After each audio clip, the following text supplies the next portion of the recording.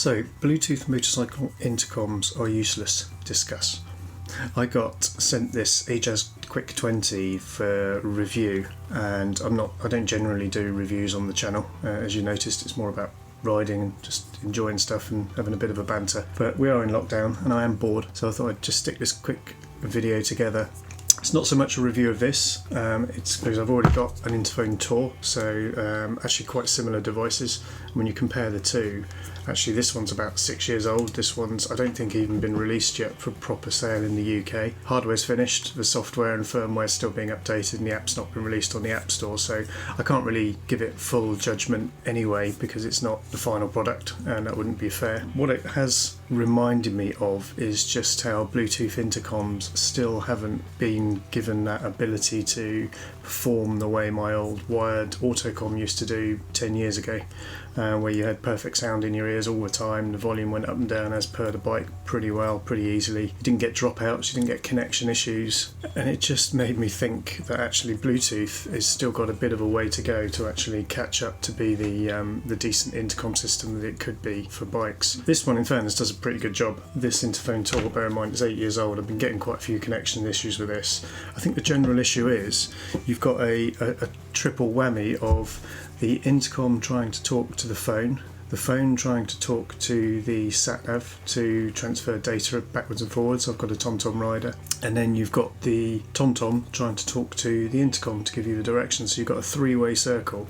Now what I've found is if you do one of them, it's fine. As soon as you do two or more, you start to get poor quality issues, you start to get dropouts, etc. So I've stuck the speakers that came with this in my helmet. It's a different connection to the Interphone Tour, so I couldn't just cheat and use those. And in fairness, I wanted to upgrade the speakers anyway, because the speakers that come with this one are more chunky.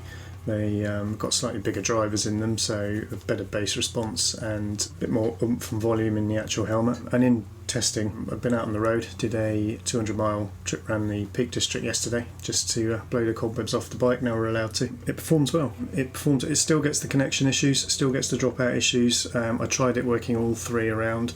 It's still Bluetooth 4.2, the same as the Interphone Tour, so that's relatively old Bluetooth technology now. Bluetooth 5 would hopefully upgrade all of the performance and all of this stuff. It says it has a 1200 meter range. I wasn't able to try it yesterday because I was out on my own, phone in the pocket, sat-nav on the bike. All three could talk to each other.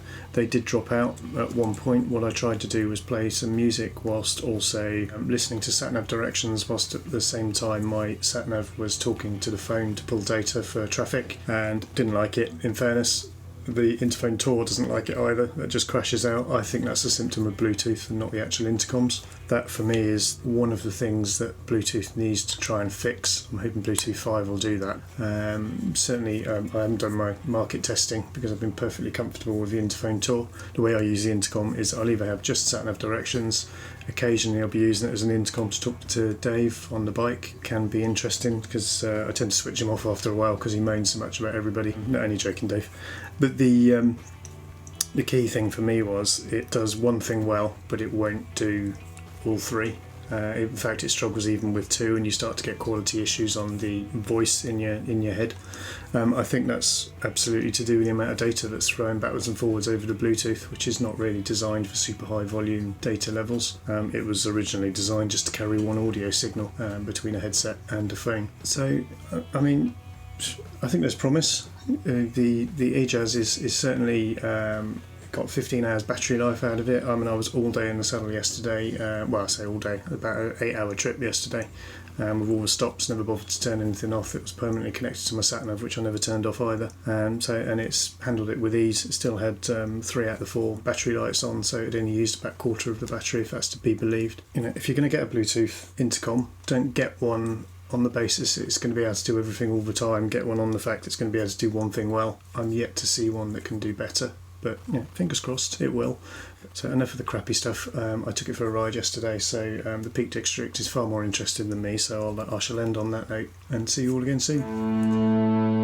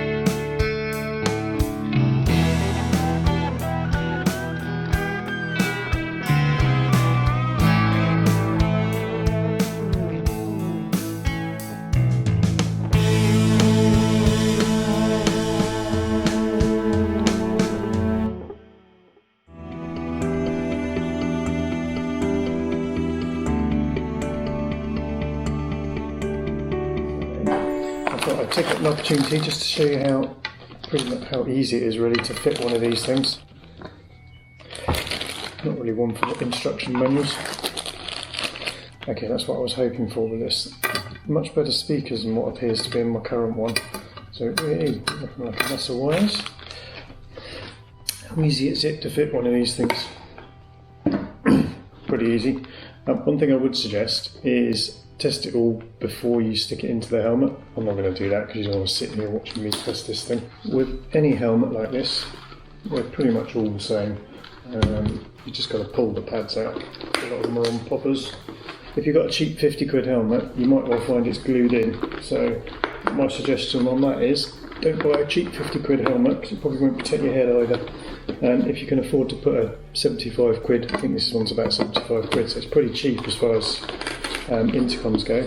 If you can afford to stick one of those in your helmet, spend the money on the helmet first. So you can see there, I've now got a pretty much complete shell inside. This helmet, this is a Shark, so this actually comes with pockets for your headphones, which is kind of neat. I think most helmets these days will come with a cutout for intercoms, if they understand how they're fitted. So that's come with a bendy one. I don't really want the bendy one, I want the sticky in one.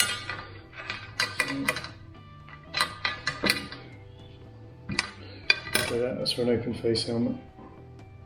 Let's wear more of those in China, because that was the one that was fitted by default.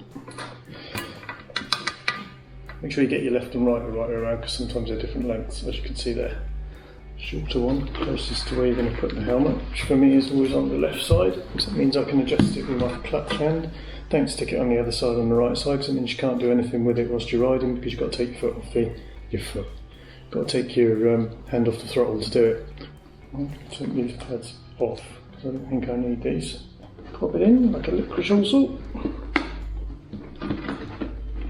So that's two speakers in. Throw this spare cable. Tuck it in behind. Stick your Velcro pad. When you push that in, don't put pressure on the mic itself. Press the pad around the mic. I know it sounds obvious, but you squash the mic. You just shove these wires quite a long way up into the core of the helmet. Let's get that back piece in first. Straighten that up. Right, just realised I need to take this off. That's a screwdriver. So back in a second. And there is the magic of TV. So this is just the old one, standard Phillips on your end, because you wouldn't have the strength. So just pop that on there. Oh, that's a nice fit.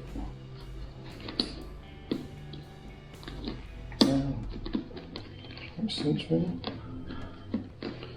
Okay, so a little bit loose. Right, see that goes and then glue it. So it looks like the clip itself could do with being a little bit stronger. Put this beauty back together again. Humpty Dumpty. Just going to find where the popper goes in. So the speakers are in the right place. The microphone's where it should be. Not sure if you can see the microphone on the front. When it's high up as you can get it, because your mouth is actually pretty close to the top of the helmet. That is how easy it is to get a speaker set in a helmet. Actually looks pretty nice. I mean, if you've got this Interphone tool has been around for a good 5 years, I'd say. I think the difference on that one is that uses a USB connector on the bottom there, which I have had issues with. If you look at that is universally bent. This one looks a little bit more robust, and it's on a 3.5mm stereo. It's actually not stereo, it's four-way. Imagine that's pretty easy to repair also, because it's not USB, it's standard 3.5mm. So one thing I'm liking about this is the design of it, because this, I can never remember what button does what when I'm on the bike. Whereas hopefully with this one, with the dial controller, it's got a button there that says FM, it's got a button in the middle, and it's got a rotating dial. And it's got a button there to turn it on. Let's see if that works, hold it down. There we go, so we've got a charge, and we've got blue light. That means I can go ahead and start Bluetooth pairing, etc, etc. I think